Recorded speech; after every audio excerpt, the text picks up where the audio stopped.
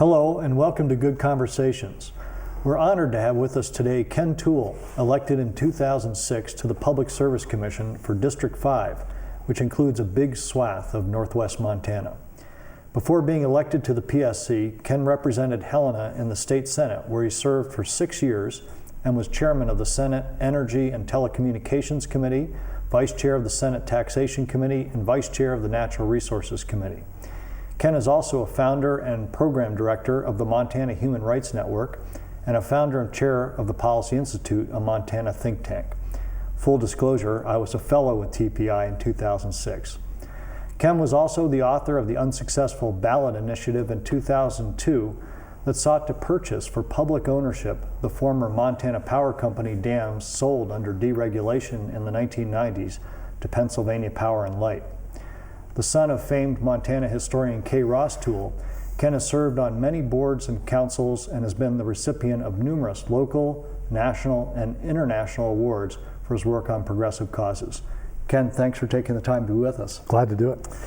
Well, why don't you first tell us a little bit about the PSC? What is it and why should Montanans care about it? Well, the Public Service Commission, aside from being a political graveyard, as they say, is a elected body. There are 5 members elected from districts across the state, and it regulates utilities, so gas, electric, telephone utilities, and these are the privately owned ones. So here in this area, Mission Valley Power is not a privately held utility, so we don't regulate them. We also regulate garbage haulers, limousines, taxis, a whole bunch of different kinds of activities, and essentially we look at the price being charged, is it just and reasonable, and then if it's Northwestern Energy, they come in and they request a rate increase, and the Public Service Commission is the entity that looks at those requests for rate increases and decides whether or not to grant them. So it's a pretty a lot of people don't know about it. Running for office for it's kind of interesting because people, you're going out door to door or whatever, and people always say, well, what's the PSC? It probably has as much effect on people's pocketbook in Montana as any other elected office, but most of the work is accounting and economic analysis and very detailed and involved cases. We actually act kind of like a court, that the parties come in and they put their case forward, and then other parties come in and challenge them, and we look at the evidence and make our decision based on the record. So it's a pretty important office. It's also one that a lot of people don't know about. Yeah, well, I mean, with the energy being such a huge issue now, whether it's with the economy or the environment, I mean, the PSC arguably has, as you say, a huge impact on Montanans' pocketbooks, but also life in the larger sense of Montana. Well, and on top of that, and I'm sure we'll get into this, the role of the PSC has changed a lot over the last 10 to 15 years, predominantly because of deregulation in the legislature and some of the things they did. The power and the authority of the Public Service Commission, frankly, was eroded by deregulation. And so when someone looks at their power bill, they'll see a charge for natural gas. It's called a commodity charge. We don't get to regulate that anymore. Same thing with electricity if you're a Northwestern Energy customer. We don't get to regulate the price of the electricity. We get to regulate transmission, distribution, and other parts of the bill. So it gets very confusing to people about what's happening. Okay, so prior to dereg, you could regulate the actual price. Oh, sure. Yeah. That's what deregulation did. Is it moved electricity, and natural gas had deregulated a few years before, but it moved the generation of electricity from a regulated activity into an unregulated market-based activity. And the idea at the time was, if you remove regulation, that there'll be competition, and with competition that'll keep the price down. Well, the problem in Montana is we deregulated and then sold everything to one company, and we didn't get competition. We got an unregulated monopoly, and so it just went from a regulated monopoly to an unregulated monopoly. And what that means is there's no control on their price. Because before, everything was owned by Montana Power Company. I mean, maybe it'd be worth now taking a moment just to tell in a nutshell the whole story of dereg, the whole deregulation. I mean, long, sad saga. boiled down to a nutshell. Can we do that? Sure. In a nutshell, we used to have the Montana Power Company, and I'll just deal with the electric deregulation thing because that's, I think, what most people are most familiar with. We had Montana Power Company. They owned everything. They owned the wires, the transmission system, the generators, everything from burning a lump of coal all the way to turning on your electric lights. They owned the whole shebang, and were regulated by the Public Service Commission, so they could only charge as much as they could justify, and that was the system. And frankly, that was the system in this country all through the 30s, 40s, 50s, 60s, 70s. I mean, that's how the electric utility system got built in the U.S., predominantly regulated companies owning it all. Well, in the mid-'80s... I mean, let me interject there. Also, there were big federal power projects. Sure, yeah. There was co-ops and big federal generation projects. Bonneville Power, WAPA, Western Area Power Administration, Tennessee Valley Authority. But at the same time, there were companies like Duke Power, Montana Power, that were large energy utilities that were investor-owned but regulated. The reason they were regulated is they're monopolies, and you got to control the price. In the mid-'80s, people generally in the political system started talking about deregulating this and deregulating that, and the idea was if you didn't have regulation, competition would be able to flourish, and that would keep the price of anything down. Whether you're talking about deregulating widgets or whatever, that's the theory. The magic hand of the market. Exactly, and it's good in a textbook, but it didn't work very well in Montana. In fact, Montana, I think, is probably the poster child of a failed deregulation experiment. But what happened was in 1997, Roscoe administration, Montana Power Company, came into the legislature, introduced a bill, Senate Bill 390, that essentially deregulated the Montana Power Company's generation. It said, okay, well now the dams on the rivers, the coal plants out in eastern Montana, they're going to be deregulated. The price that they charge is going to be determined by the market. Not by the PSC. Not by the PSC. And included in that was a provision that the PSC could do nothing that either forced them to sell those generation assets or prevented them from selling those generation assets. That was part of the deregulation legislation. Bill came in, and actually they suspended the rules. It came in very late. It was a tremendously complicated bill. There was quite a few people opposed to it. It generally broke down along party lines, though there were some Democrats who supported the deregulation bill, but it was supported by Republican leadership, the Roscoe administration. And I'm not sure there were any Republicans voted against it. I'd have to check. There may have been one or two. Passed the legislature, and then all kinds of proceedings started to implement deregulation through the Public Service Commission and in a number of different areas. Make a long story short, in the middle of all this, Montana Power all of a sudden decides, well, we're going to sell the generators for whatever reason. Now, remember, they were, at this time, they were really promoting a company called Touch America, which was a telecommunications money machine. They were making a lot of money on it. And so they sold all of the dams, coal plants, everything they owned in Montana, the generation assets, to Pennsylvania Power and Light. Put the money into Touch America. Touch America evaporated. If people say things can't disappear, well, money disappeared when Touch America went under. Pennsylvania Power and Light was under a rate freeze until 2002. And so Montanans' rate stayed pretty much the same. Then the rate freeze came off. California deregulation thing exploded. The Enron controversy. Montana got caught in that situation.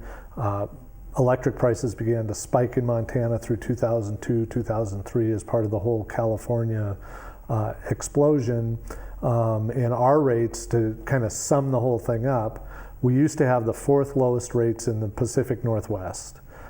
We now have the highest rates in the Pacific Northwest, and they're 20% more than the closest one to us. If you compare Idaho Power just across the border, it's 70% higher.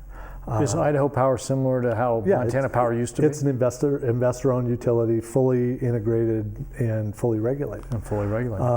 Which is surprising, since Idaho's political landscape is even more Republican than Montana. It's more Republican, but there are a bunch of farmers over there who said, wait a minute, you think you're going to deregulate this hydropower and we're going to get a better deal? No way. And they stopped it. Other states, went into it. California went into it. Pennsylvania went into it. Almost all states have backed out of it now. Montana's in the process of trying to back out of it, but the problem for Montana is what kept our rates down were the dams. I mean, you just don't get any power cheaper than water running downhill. It just doesn't happen. Well, we sold that to Pennsylvania Power. And the management of Pennsylvania Power, to their credit, I think was very honest through the whole thing that they were going to operate that system to maximize profits. And boy, that's what they've done. It's kind of what they have to do according to the laws of corporate governance, right? Exactly. But it was funny at the time because a lot of legislators, when it was brought up that, hey, we've got these Pennsylvania Power folks coming in, this is a bad situation. A lot of legislators said, oh, they'll be good corporate citizens. And to their credit, they stood up and said, well, we'll be good corporate citizens, but let us be clear that we are going to run this system to maximize our profits. They've done that. Our rates have gone up astronomically in Montana. We should interject here. I mean, locally here with Mission Valley Power, the rates are an exception in Montana. They're probably the lowest in the state, aren't they? Yeah, I think they're probably the lowest in the state. I really haven't looked, but Mission Valley has a reputation as being very well run, and has kept its rates low. And luckily, I think that the citizens in this area dodged the deregulation bullet, except that it's affected the whole economy. I mean, it's not, we're all interrelated in economic activity, and it was a real grind on a lot of the Montana economy. Cost of government services across the board went up because schools have to heat, state capital, all of those kinds of things. Those costs have kind of been spread out through the entire economy. Well, and I mean, rates here have risen somewhat because there's a portion of their power they have to buy from the wider system, and that's and that's where the prices have really been going up. But generally, co-ops in Western Montana and Mission Valley Power have been insulated from these just wild market rides that have been going on in the electric industry. So, at a key moment in the midst of all this, you were pushing a ballot initiative to buy back the dams. Yeah, if that had happened, it was narrowly defeated, right? Tell the story. It wasn't narrowly defeated. It was trounced. It was trounced. The only thing that did worse on the ballot was Mike Taylor against Max Baucus. So it's 2002, and I got together with a number of other people and organizations. Women Working for Economic Equality and Liberation, Montana Senior Citizens Association, MEIC, some folks from the environmental community, got together and said, well, this is a bunch of garbage. We think that these things, we should buy them back. And we went to the ballot with it. When we started the campaign, there was polling done that said 56% of the people in Montana supported the idea of buying back the dams. Okay, let me stop you right there because we have to take a quick break. Okay. We'll be back in one moment. Where we're leaving off here, buy back the dams looks like it's going to go through. Let's see how the rest of the story turns out. Stay with us. We'll be back in 1 minute.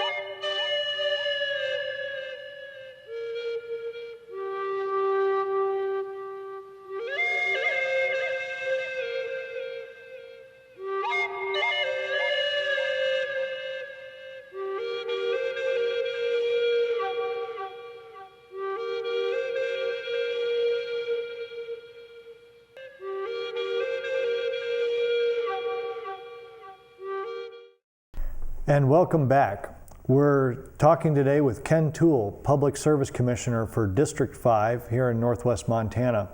And before the break, Ken was telling us a little bit about the history of DREG and the subsequent Buy Back the Dams ballot initiative. And I think where we left off, Ken, the ballot initiative looked like it was going to pass. It was ahead in the polls. I'm not sure I would say looked like it was going to pass. And when we started, and we all understood that this would be something that would be difficult to pass on a ballot initiative. But as it started, before the campaign got going, we had about 56% support. This was like a Lee Bureau newspaper poll. Uh-huh. And then the campaign started, and PP&L and Avista Corporation, Avista owns the Knox and Rapids Dam, put about $3 million into the campaign, set every record for a ballot initiative campaign in Montana. I think we raised $80,000. So on election day, which is the only day that counts in a campaign really, I think we got 32% of the vote.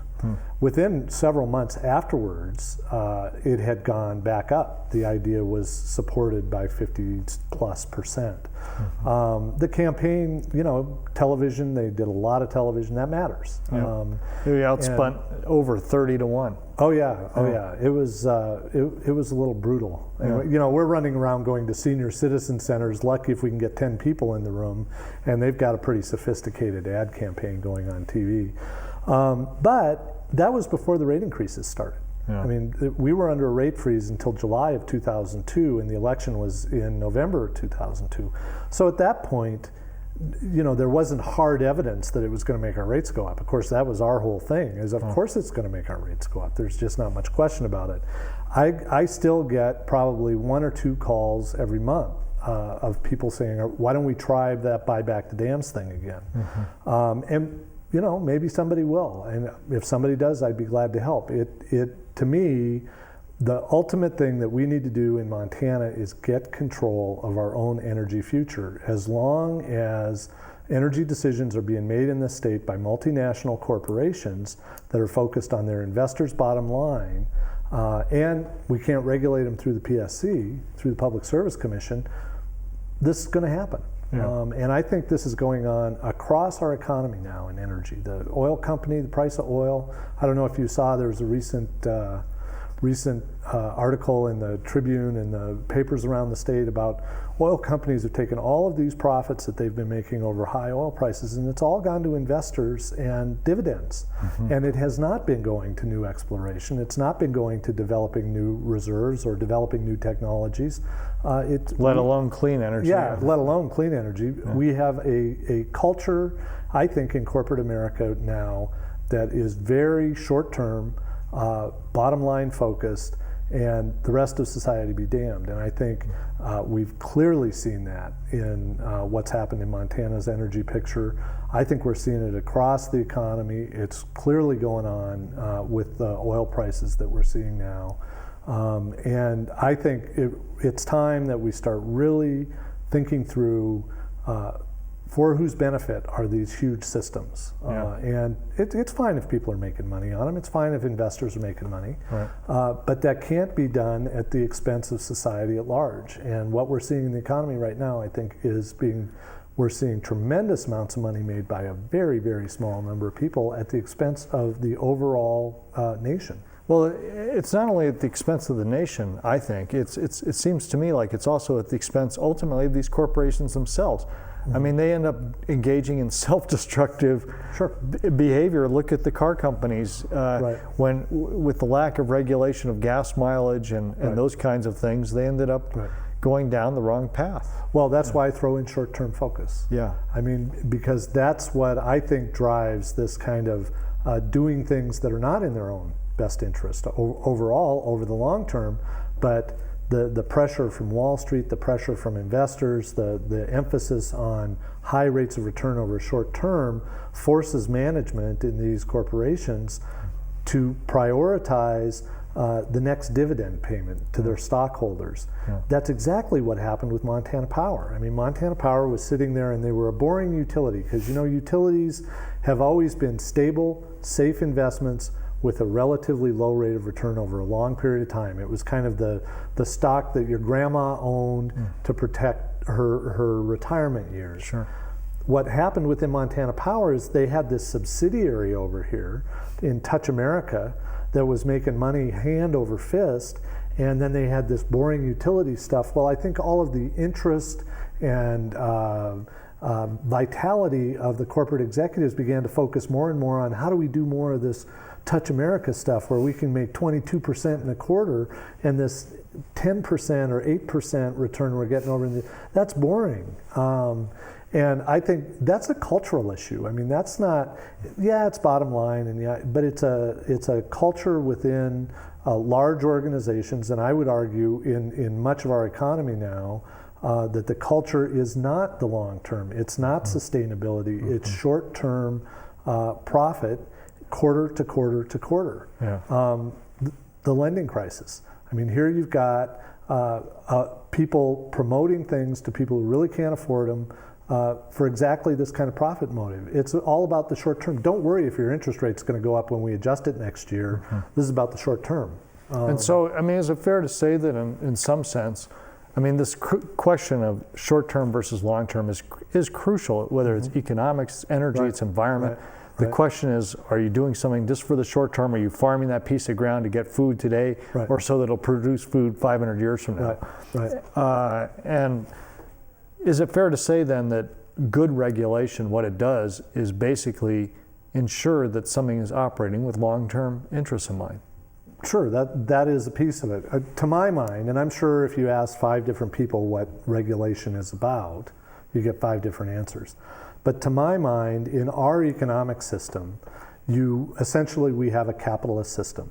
And it runs on the idea that competition increases productivity, creates efficiency. I believe that's true.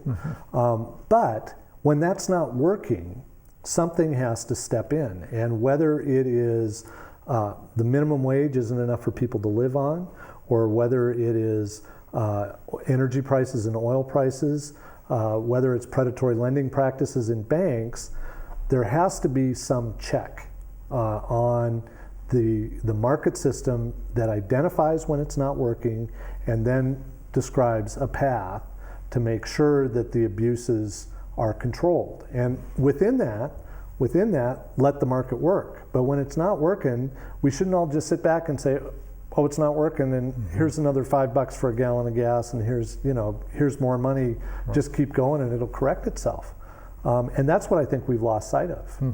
That there is a legitimate role for society, call it government, call it whatever you want, to make sure that the short-term bottom line profit motive and interest within these corporations is not running counter to the public interest. And I think we've got an awful lot of running counter to the public interest now. Well, shy of buying back the dams, I mean, presumably the price would be quite a bit higher now than it would have been in 2002.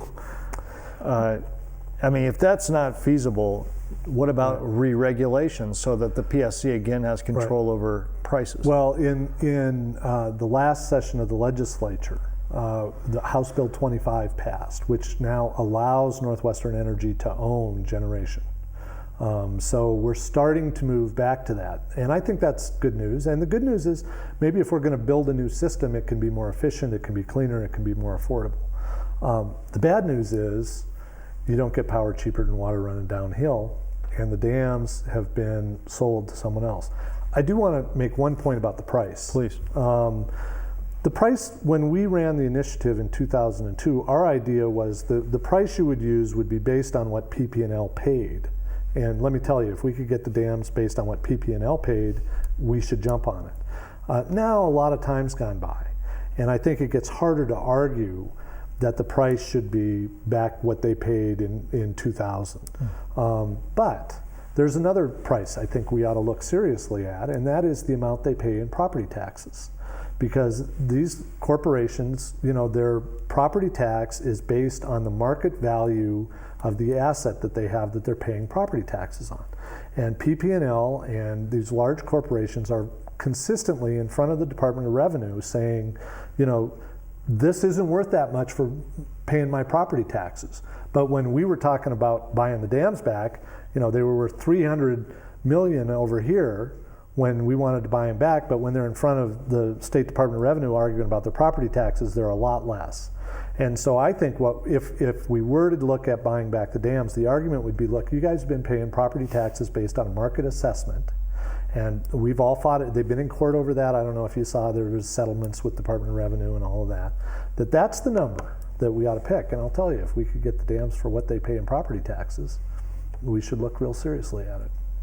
Well, would the PSC have the authority to say this is the method by which the price for these dams will be determined? That would have to be, that would actually be if we authorized a state power authority or some state entity to purchase the dams, then the purchase price, I'm sure, would be decided in court.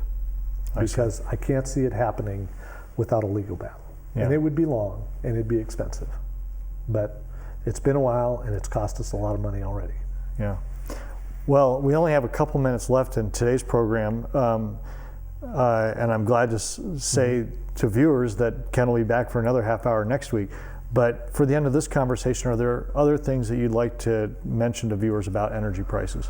Well, to be thinking about this winter is going to be really bad. I think every indication is that price of natural gas is at record highs, price of propane at record highs. Electricity, again, you're lucky in this area.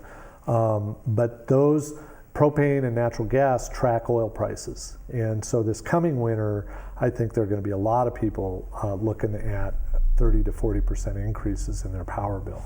And that's, remember, over years of every year having an increase already. Yes. So this now is the time to be thinking about doing things in your house that are going to reduce your energy consumption. Programmable thermostats, low flow shower heads, wrap your hot water heater in pipes if you've got a remodeling project, replacing windows. Look at doing those things now because it's hard to do them when it's cold. We have just a few seconds. Is there assistance that people can get in doing those kinds of things? Many of our viewers are fixed income or low income. Sure. I would talk to Northwestern Montana Human Resource Council up out of Kalispell. I believe they have an office in Ronan. And my first thing would be call Mission Valley Power because they're going to know what kinds of things could be out there for assistance. Okay. Well, very good. I'm sorry to say we're out of time, but I'm happy to say we'll have another half hour with Ken Toole. This has been good conversations. We've been talking with Ken Toole, Public Service Commissioner for District 5. We'll look forward to talking with him again next week. Please join us again, and thanks for being with us. So long.